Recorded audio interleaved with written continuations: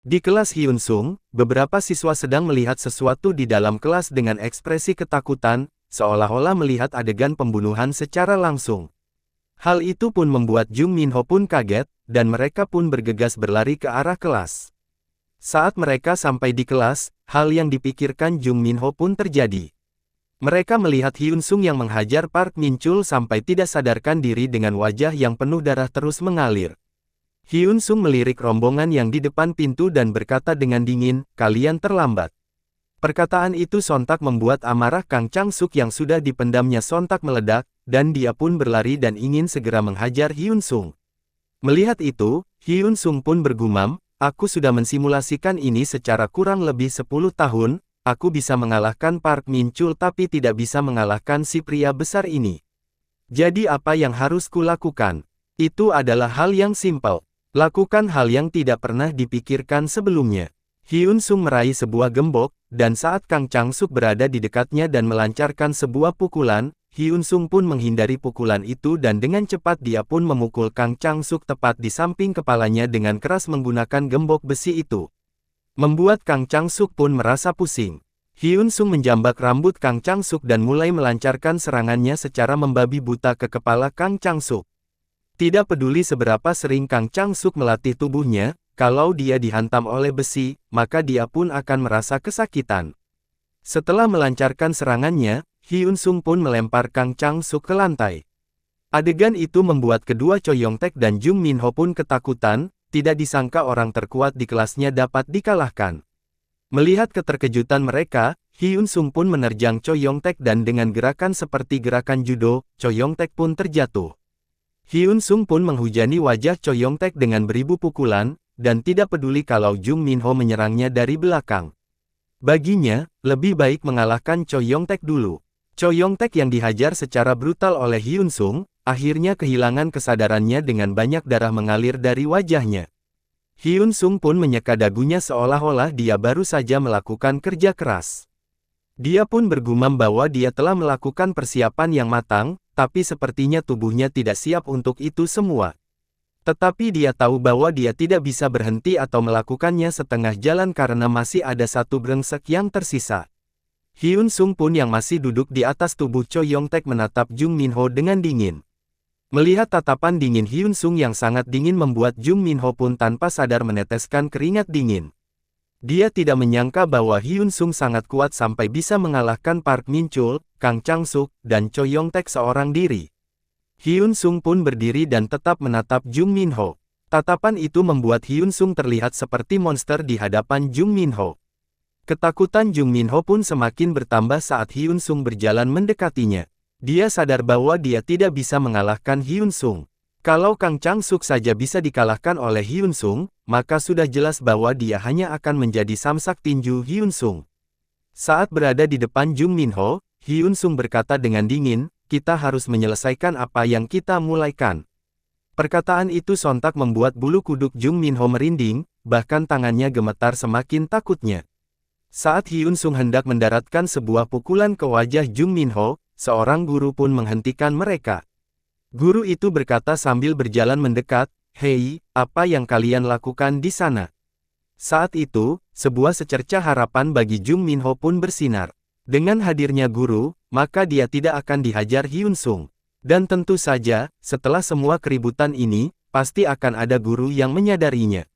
Adegan pun berganti di ruangan guru. Kim Yung-chul, yang merupakan guru yang tadi menghentikan perkelahian mereka, sedang memarahi Hyun Sung. Guru Kim Yung-chul memarahi sambil menunjuk-nunjuk muka Hyun Sung. Guru Kim berkata, "Bahkan kalau kamu seorang cowok, kamu punya nilai-nilai moral. Apa kamu tahu mereka dikirim ke rumah sakit dengan wajah dipenuhi darah?" Guru Kim pun berpikir bahwa ini bukan masalah biasa dan tentu saja dia akan menyalahkan semuanya kepada Hyun Sung. "Ini bukanlah masalah biasa. Kamu sebaiknya bersiap-siap karena orang tua mereka akan datang, dan kamu tidak akan diampuni mereka. Sebaiknya kamu..." Sebelum menyelesaikan kalimatnya, Hyun Sung pun memotong kalimatnya dengan dingin, "Guru, sebaiknya kamu tidak usah berlebihan. Ini bukan kejadian pertama kekerasan terjadi di sekolah ini. Hyun Sung pun mulai memprovokasi Guru Kim dengan mengatakan bahwa semua yang dilakukan Guru Kim soal sekolah bebas pembulian adalah omong kosong belaka. Nyatanya, pembulian sering terjadi, dan Guru Kim hanya diam dan tidak berbuat apa-apa, dengan kata lain menutup telinganya. Guru Kim yang mendengar itu pun tersulut emosi dan langsung menamparkan Hyun Sung. Kejadian itu pun dilihat semua guru, tapi para guru itu hanya melihat dan tidak berbuat apa-apa. Hyun Sung pun bergumam, seperti yang aku pikirkan. Inilah kenapa aku mati. Kematianku bukan karena ditindak, tapi ditindas dan dipermalukan. Dewasa pengecut yang sibuk. Kalian semua disuap. Sampah seperti kalian tidak pantas untuk disebut manusia. Hyun Sung pun menatap Guru Kim dengan dingin dan berkata, sebaiknya kamu berhenti. Mendengar itu, Guru Kim makin emosi dan hendak ingin mendaratkan tamparan lagi. Tapi Hyun Sung berjalan mendekatinya dan berbisik, kalau kamu tidak bisa, maka akan saya laporkan kamu soal kasus suap, khususnya dari orang tua Jung Min Ho. Atau saya harus meneriaki semuanya di sini. Bahkan jika itu tidak cukup, masih ada satu hal lagi, contohnya hubunganmu dengan guru bahasa Inggris. Mendengar ancaman itu, Guru Kim pun ketakutan bukan main. Dia tidak menyangka Hyun Sung mengetahui hubungan gelapnya dengan guru bahasa Inggris, dan tangannya yang sebelumnya hendak menamparkan Hyun Sung pun berhenti. Hyun Sung pun menambahkan, jadi sebaiknya kamu berhenti, dasar sampah masyarakat. Hyun Sung pun mengingat saat dulu abis ditindas oleh geng Park Min Chul.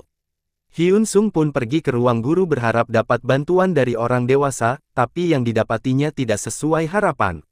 Guru Kim hanya menegur dan tidak berbuat apa-apa soal kasus dia dihajar oleh geng Park Min Chul. Kasus yang dilaporkan Hyun Sung pun selesai dengan begitu saja.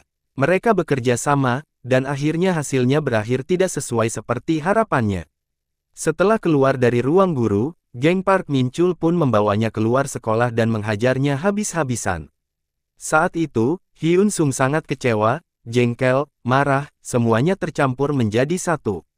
Dia melaporkan masalah pembulian ke guru, tapi gurunya tidak melakukan apa-apa. Bahkan saat Hyun Sung dihajar dan dilihat Guru Kim waktu itu, Guru Kim hanya berpura-pura tidak terjadi apa-apa. Dan akhirnya dia tahu alasan Guru Kim tidak berbuat apa-apa soal geng Park Min Chul adalah karena dia disogok oleh orang tua Jung Min Ho.